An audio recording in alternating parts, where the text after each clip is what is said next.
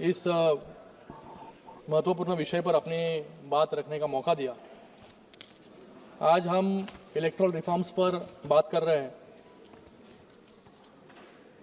मैं अपनी पार्टी शिवसेना की तरफ से इसकी पूरी तरीके से समर्थन करता हूँ। आज 9 दिसंबर के दिन 79 साल पहले भारत की संविधान सभा पहली बार बैठी थी। उस दिन उनके सामने एक ही लक्ष्य था, एक ऐसा भारत बनाया जाए जहां जनता ही जनार्दन हो। 1946 में चर्चा इस बात पर की थी कि वोट का अधिकार किसे मिले, और आज 2025 में चर्चा इस बात पर है कि उस वोट का सम्मान कैसे सुरक्षित रहे।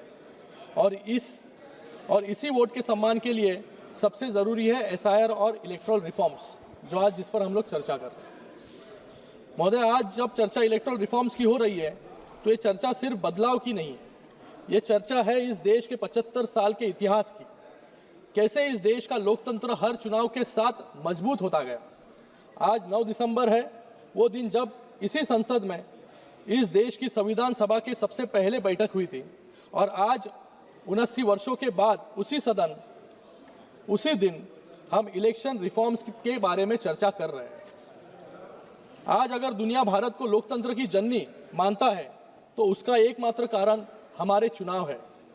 ये वो शक्ति है जो हर 5 साल में एक आम नागरिक को यह अधिकार देती है कि वह देश की बागडोर किसे सौंपना चाहते हैं, ये डिसाइड करने के लिए। मैं नमन करता हूं हमारे संविधान निर्माताओं की उस सोच को जिन्होंने आज़ादी की पहली सुबह से हम सबको बराबर का अधिकार दिया।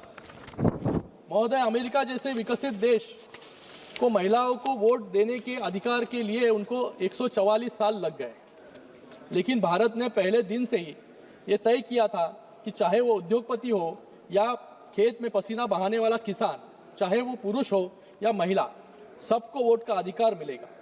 यह समानता ही हमारे सबसे बड़ी ताकत है। आज जब हम यहाँ इलेक्टोरल रिफॉर्म्स पर चर्चा कर रहे हैं तो हमें याद रखना चाहिए कि सिर्फ हम कुछ सांसदों को चुनाव जीतने या हारने के बारे में यहाँ पर चर्चा नहीं कर रहे हैं, हम चर्चा कर रहे हैं पूरी प्रक्रिया पर। यह चर्चा इस देश के 140 लोगों के भविष्य को सुरक्षित करने के बारे में है। यह सुधार इसलिए जरूरी है ताकि कतार में खड़े आखिरी व्यक्ति को भरोसा इस व्यवस्था पर हो और मजबूत हो सके। यह चर्चा उन 140 करोड़ उम्मीदों के बारे में है जो हर 5 साल बाद इस भरोसे के साथ घर से निकलते हैं कि उनका एक वोट इस देश की तकदीर बदल देगा। हम बैलेट पेपर से ईवीएम तक आए। हमने हिंसा के उस दौर को भी पीछे छोड़कर आज उस दौर में कदम रखा है जहां कश्मीर की घाटियों से लेकर गढ़चिरौली के जंगलों तक रिकॉर्ड टर्नआउट वोटिंग होता है। जब एक 90 साल का बुजुर्ग और पहली बार वोट डालने वाला 18 साल का युवा एक साथ कतार में खड़े होते हैं, एक उद्योगपति भी उसी कतार में खड़ा होता है, एक खेती करने वाला किसान भी उसी कतार में खड़ा होता है, एक गरीब व्यक्ति भी उसी कतार में खड़ा होता है। यही हमारी लोकतंत्र की शक्ति है। महोदय, यहाँ पर मैं सुन रहा था सभी विपक्ष के साथियों को कि यहाँ पर लोकतंत्र कैसे बचाया जाए, इसके पाठ जो है सुबह से यहाँ पर शुरू है। लेकिन इतिहास गवाह है कि इस देश के 75 सालों के संसदीय इतिहास में आज तक केवल एक प्रधानमंत्री को हाईकोर्ट द्वारा इलेक्टोरल मैल प्रैक्टिसेस का दोषी मानकर सजा दी गई थी। उनका नाम था श्रीमती इंदिरा गांधी जी। 1975 में इलाहाबाद हाईकोर्ट ने जब उनका चुनाव रद्द किया तो उस फैसले का सम्मान करने के बजाय इस देश पर इमरजेंसी का काला धब्बा लगाने का काम भी इसी कांग्रेस ने किया। इतना ही नहीं, अपनी कुर्सी बचाने के लिए संविधान को ही बदल डाला और कानून ले आए कि प्रधानमंत्री के चुनाव को कोर्ट में चुनौती ही नहीं दी जा सकती। जिन्होंने अपनी सत्ता के लिए संविधान का गला घोटा, आज वो संविधान के प्रत हाथ में लेकर जो है यहाँ पर नैतिकता का ढोंग कर रहे हैं।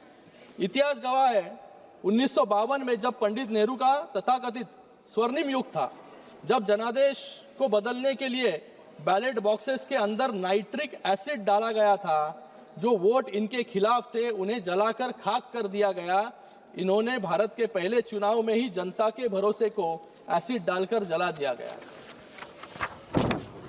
इनका सबसे बड़ा पाप, अभी यहाँ पर कुछ वक्ता डॉक्टर बाबा साहेब अम्बेडकर जी के बारे में बात कर रहे थे, लेकिन वही डॉक्टर बाबा साहेब अम्बेडकर जी को संविधान संसद में पहुंचने से रोकने का काम भी इसी कांग्रेस ने किया। 1952 में पंडित नेहरू ने खुद उनके खिलाफ उम्मीदवार उतारा और जब लगा कि बाबा साहब जीत रहे थे तो 74,333 वोटों को अवैध इनवैलिड घोषित करवाने का काम भी इन्होंने किया। और आज यहाँ पर ईवीएम पर बात ये लोग कर रहे, इलेक्शन कमीशन पर बात ये कर रहे, सवाल उठा रहे। सोचिए महोदय, 74,000 वोट रिजेक्ट हुए और बाबा साहेब महज 14,000 वोटों से इन्होंने हरवा दिया। और आज ये बाबा साहब का यहाँ पर उदाहरण दे, जिस महापुरुष ने देश के हर गरीब और दलित को वोट का अधिकार दिया, इन लोगों ने संसद में घुसने से रोकने का काम भी इन्होंने ही किया। तभी वोट चोरी, ये आज जो वोट चोरी चिल्ला रहे, तभी वोट चोरी करने का काम कांग्रेस के माध्यम से यहाँ पर हुआ। आप जरा इनके आधुनिक युग पर आते। 1989 का चुनाव और सीट थी अमेठी, जहां से तत्कालीन प्रधानमंत्री चुनाव लड़ रहे थे। वहां खुलेआम बूथ लूटे गए, लाठियां चलाई, पाप का घड़ा इतना भर गया कि चुनाव आयोग को सबूत दिखाने के बाद 97 पोलिंग स्टेशनों पर रीपोलिंग का आदेश देना पड़ा। जिस देश के प्रधानमंत्री के खुद की सीट पर निष्पक्ष चुनाव न हो सके, वो आज लोकतंत्र का पाठ जो है यहाँ पर सभी को पढ़ा रहे। यहाँ पर मैं टीएन शेषन जी का भी उदाहरण देना चाहूंगा कि टीएन शेषन जी जो एक निष्पक्ष अधिकारी थे, उनको रातों रात कानून बदलकर उनके पर जो है काटने का काम भी इन्होंने किया। आज मैं यहाँ पर यूबीटी वालों को भी सुन रहा था, कल भी उनको मैं सुन रहा था, लेकिन बाला साहब ठाकरे के जी के बारे में वो अभी भूल गए बात करने के लिए। लेकिन मैं यहाँ पर याद दिलाना चाहूंगा कि जिस इलेक्शन कमिश्नर ने MS गिल ने हिंदू हृदय सम्राट बाला साहब ठाकरे जी का वोट का अधिकार छीन लिया गया था, आज उसी कांग्रेस के साथ बैठने की आज उसी कांग्रेस के साथ इनको बैठना पड़ रहा है। मैं बाला साहब ठाकरे जी का एक उदाहरण देना चाहूंगा। 1990 में जब बांग्लादेशियों की संख्या मुंबई में और पूरे भारत में बढ़ रही थी, तभी इन्हीं बांग्लादेशियों घुसपैठियों को बाहर निकालने की बात बाला साहब ठाकरे जी ने उस समय की थी। और आज SIR के बारे में भी SIR क्यों हो रहा है? आज SIR इसीलिए हो रहा है कि जो बांग्लादेशी आज जो रोहिंग्या आज इस देश में घुसे हैं, आज जो रोहिंग्या वेस्ट बंगाल में है, आज जो रोहिंग्या मुंबई में तो लाखों की संख्या में इनकी तादाद बढ़ी है। तो मुझे लगता है कि जो सुप्रीम कोर्ट ने भी कहा है, if they don't have legal status to stay in India, if an intruder comes, do we give them a red carpet welcome? What is the problem in sending them back? ये खुद supreme court ने कहा है। लेकिन इनको दिक्कत जो है इनकी वोट बैंक से है। इनको अगर बाहर निकाल दिया गया तो इनको वोट कौन देगा? यही इनकी सबसे बड़ी दिक्कत। इसलिए SIR का विरोध करने का काम यहाँ पर इन लोग कर रहे हैं। आज मिजोरम में सबसे ज्यादा अगर क्रिमिनल केसेस है तो 50% आपराधिक मामले जो है ये बाहरी लोगों से जुड़े हैं। आज मुंबई में लाखों की संख्या में घुसपैठियां यहाँ पर बांग्लादेशी घुसपैठियां है। इनको फिर से जो है बांग्लादेश में भेजने का काम जो है करना चाहिए। मैं यहाँ पर कुछ लोग कह रहे थे कि अनअपोज्ड इलेक्शंस, ये जो नगर पंचायत के इलेक्शंस यहाँ पर हुए महाराष्ट्र में, उस इलेक्शंस में कई अनअपोज्ड इलेक्शंस हुए। क्यों हुए अनअपोज्ड इलेक्शंस? क्योंकि इनके लोग खुद फॉर्म भरने गए नहीं, इसलिए अनअपोज्ड इलेक्शंस जो है वहां पर नगर पंचायत में हुए। ये अरविंद सावंत जी, तुम्ही खरं सांगा, तुमचे किती लोक जी आहेत की तुमच्या कार्यकर्त्याचा प्रचार करण्यासाठी आले। आज एक कार्यकर्ताओं का इलेक्शन था नगर पंचायत का, इनका इलेक्शन हो गया। जब लोकसभा में इनको अच्छी वोटिंग मिली तब इनको ईवीएम पे से शिकायत नहीं थी। जब महाराष्ट्र में पूरे मेजॉरिटी के साथ सत्ता में फिर से महायुति की सरकार आई तब इनको ईवीएम दिखने लगा। लोकसभा के बाद तो इनको लगने लग गया था, लोकसभा के बाद इनको लगने लग गया तो अभी सरकार तो हमारी आ जाएगी महाराष्ट्र में, कौन मुख्यमंत्री, कौन मंत्री, कौन ये मंत्री, कौन ये सब इन्होंने डिसाइड कर लिया था। लेकिन महाराष्ट्र की जनता ने इनको इनकी सही जगह जो है दिखाने का काम यहाँ पर किया। और उस इलेक्शन के बाद अभी नगर पंचायत के चुनाव हुए, अरविंद सावंत जी आएगा, नगर पंचायत के चुनाव हुए।